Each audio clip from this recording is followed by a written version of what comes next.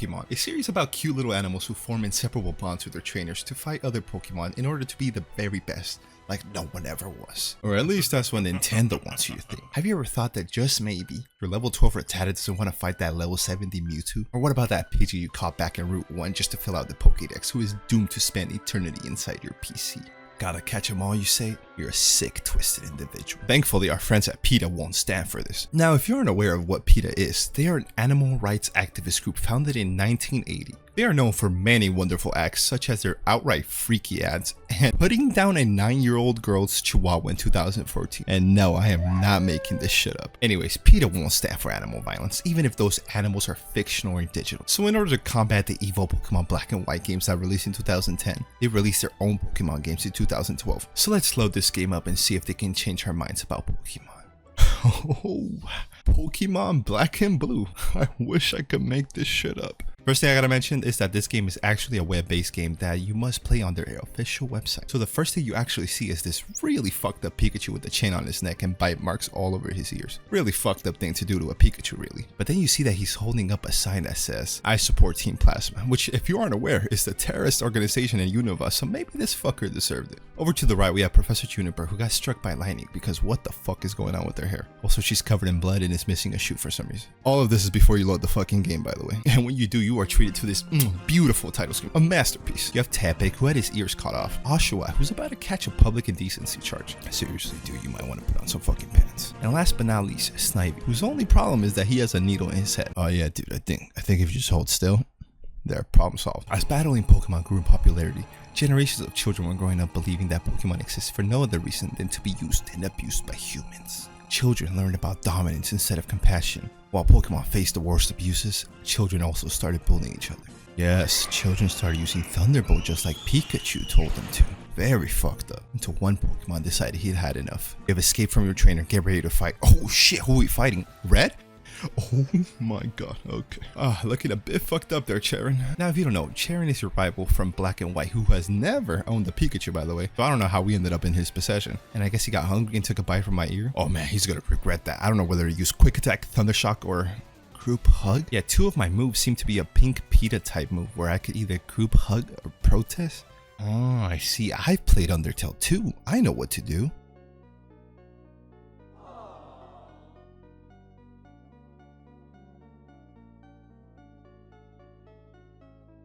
Well, I guess there's no changing him. So 3 Thunderbolts later and Charon is defeated and Pikachu starts speaking English.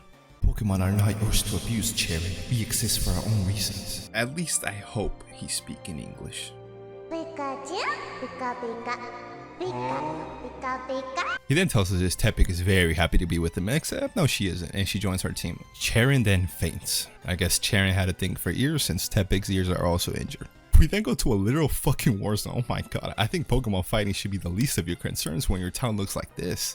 We meet Nurse Joy, who despite having blood on her hat says she will help our cause. Wonderful. Here's a treasure chest I think you should have. I think if you can share what's in here with all of Unova, people will begin to understand Pokemon exists for their own reasons. Thank you, Nurse Joy. Let's see what's inside. Except I can't show that on YouTube because it's a very fucked up video of a dog in a cage and multiple animals being abused to sad music. So here's the best I can do.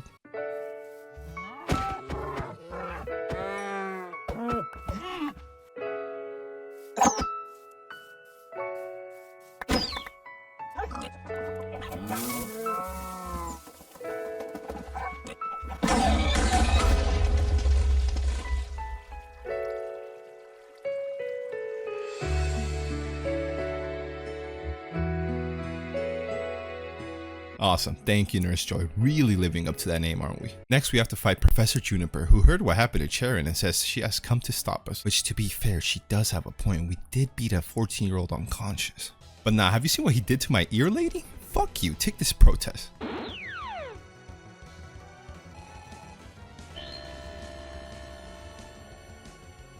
So that did nothing, and I got sprayed by some Dior Sauvage. So let's send in Tepig, who, let me just say, they sure did their research and got all of Tepig's signature moves.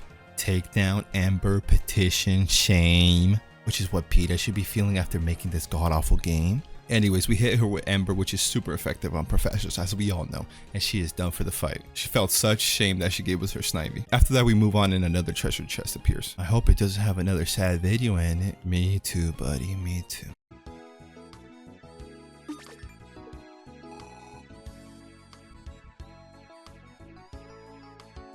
Inside the chest, we find a millennial Mudkip who, let me just tell you, Pikachu is not a fan of. You like Mudkip? Honestly, they can be very annoying at times, but I believe all Pokemon should be treated with respect, even Mudkips. Yeah, just don't let Pikachu start any podcast anytime soon. The Mudkip gives you a wallpaper of the title screen, and then a Snorlax appears for no reason whatsoever. Seriously, he pops up and we walk past it like nothing ever happened. What the fuck was the point then? A formidable foe gets his appearance and the fight starts. But Pikachu, aren't you like his #1 fan? I guess you changed your mind in the past 5 minutes. He also then proceeds to spoil Pokemon Black and White for some reason before revealing his new plan. To use Pokemon skins as clothing and Pokemon meat as food. Well, we can't be having that, guys. Eating Pokemon would be wrong. Just look at this one. So unappetizing. Ice cream Pokemon? Ugh. Well, maybe Getsis doesn't know any better, so let's send in Snivy and educate him.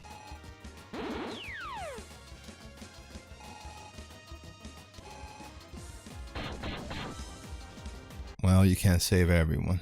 Oshawott joins the cause and another chest pops up. I'd be careful opening that. Why? Is it because you showed me some really fucked up things on the first one, which honestly, I'm still scarred by. Thankfully, it's just some shitty training cards no one will use. After that, we finally reach the climax of the game. Ash, your old master, appears. Now wait a second, you said this fucker was my trainer earlier, so what the fuck happened? And also, Ash? Ash is the worst character to use to sell this agenda. Hasn't he died like twice for Pikachu? Even poor Pikachu's confused. Why do you hate me so much? You want to imprison me back into the Pokemon for the rest of my life? Again, guys, that's like the one thing that Ash is known for, having his Pikachu out at all times. Anyways, guys, it's not okay to beat up animals under PETA's watch. 10-year-olds though? That's fair game. They should have ate those chicken nuggets if they didn't want to get their ass beat. Also, for some reason, Oshawott has a protein shake move which raises his attack and defense and its stacks. So after using it 5 times in a row, we used Water Gun to one-shot Ash. Ash fainted. Except he didn't, because we have an entire conversation right after where he has a change of heart and comes up with a really shitty message of compassion. Pokemon ethically treated. Awesome. Really subtle, guys. Good job. Wow, Pokemon are freed now and the day is saved thanks to... Oh, I learned my lesson, PETA. I'm sorry. I'll never use Pokemon to fight my enemies ever again. Unless, of course, it's the hit game that released a year later, Pokemon Red, White, and Blue. Believe it or not, PETA was crazy enough to make a sequel to the monstrosity that was Pokemon Black and Blue. Only this time, the big bad is Ronald McDonald. I mean, someone's gotta pay for all those early onset type 2 diabetes he's helped create. For generations, humans have claimed to love Pokemon. But if Pokemon came to our world in real life and saw how we treat animals, would they love us back? Would they feel that it's completely ridiculous that Nintendo releases 2 versions of essentially the same game and then has the audacity to release a slightly different version a couple of years later? Guys, we might be losing the plot here. And of course, we got everyone's favorite Pokemon here. Pikachu, Jigglypuff, Miltank, Grimace. Oh no. A battle in progress? The fuck? The game just started. Ow! Wait, dehorning? You might be a bit late on that one, buddy. Also, it seems like Mudkip's racism might be spreading here. Well, don't just take it, Miltank. Fight back. And they're dead. Okay. But wait, my hero. The people of Unova eat Pokemon, do they not? Only occasionally, and we're fighting to change that. Everyone knows it's gross. Now wait a minute, Pikachu. You haven't tried the new hot honey restaurant wings, have you? They're delicious. Yeah, blah blah blah blah. Same as the previous game. We beat someone and Miltank joins our party. Then I shit you not. This part, it was so obvious. I don't know how I didn't see this coming. The Hamburglar opens a wormhole and escapes, leaving behind a treasure. And as we all know by now, these are always great to see. Yeah, that's always a great sign. After that, Pikachu and Miltank follow the mysterious man through the wormhole and end up in the real world, where they will walk endlessly if you don't press anything after that. Pikachu spots a giant yellow M up ahead and they see a McDonald's selling Pokemon-themed Happy Meals. How could they do this, using me to sell their burgers? You don't understand, Pikachu. They just fly off the shelves when we use you. And if you somehow didn't notice this beautiful gentleman here, this is who I am assuming is what PETA thinks the average McDonald's eater looks like. Wow, real life Pokemon. I love you guys. I love your game so much. You could just slap a Pikachu on a paintball game and I'd buy it. Oh wait, they already did that. Again, guys, are we mad that Nintendo uses Pokemon to fight, or are we mad that Nintendo sells games? You eat animals, but you love Pokemon. I don't understand the difference. See, one is food and the other one is, stay with me here, pixels. They're fake. You're not vegans, are you? How do you find a vegan at a dinner party? Don't worry, they'll let you know. Prepare to be downvoted. Ah, yeah, after that we gotta kill you. Go Miltank. Use your signature normal type move, the Zen Headbutt. There you go. You ruined my childhood. And for some reason, this guy from the real world had a Jigglypuff who joined our party, despite being from the real world. So this random McDonald's guy just so happened to have a real ass Pokemon in the real world. Okay. Next we meet some protesters, which you can tell are the good guys, because they don't look like they want to kill you. Long story short, they tell us where the McDonald's slaughterhouse is and how to find it and how to stop it. Yes, the one McDonald's slaughterhouse. Oh, and before we leave, they give us a really shitty wallpaper.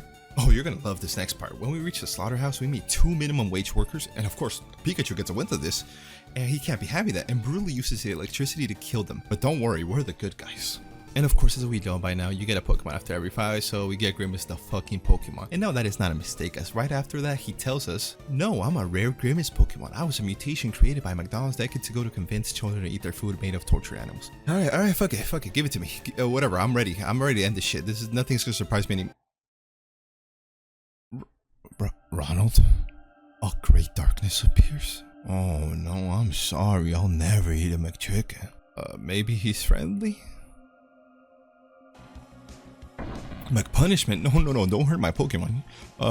Go Grimace, give him the Grimace shake. And he's down just like that. I guess he couldn't handle the 72 to 75 grams of sugar in each large Grimace shake. Let's see who's behind this clown mask anyway. Yeah, take that shit off. Okay, I guess we don't need to know. No, the game just automatically skips that for some reason. I literally had to play this dog shit ass game twice because I thought I fucked up and double clicked the screen on accident. But no, this game is just terrible and it automatically skips it. So I guess we will never know, but whatever. We stopped the evil McDonald's. And after that, the game ends with our Pokemon saying they will share the news through Facebook and Reddit. Talk about a grand finale. Congratulations, you've won. You've uncovered the evil conspiracy to use cartoon characters to destroy kids' empathy and sell more food made from tortured animals. If you believe in promoting empathy over exploitation, speak up for Pokemon and animal liberation by sharing this message of kindness for all beings. And stay tuned for Pokemon Purple, a PETA parody. A re-release of this game with no noticeable improvements, because it wouldn't be Pokemon if we didn't milk this thing for all it's worth. Okay, I'm glad we know who the real bad guys are. Nintendo for making video games and not McDonald's. Well, if that's the case, then I'm gonna get myself a hamburger. So thanks for watching. If you enjoyed this video, please leave a like or comment down below. And of course, a subscribe would also be welcome. Thanks for watching.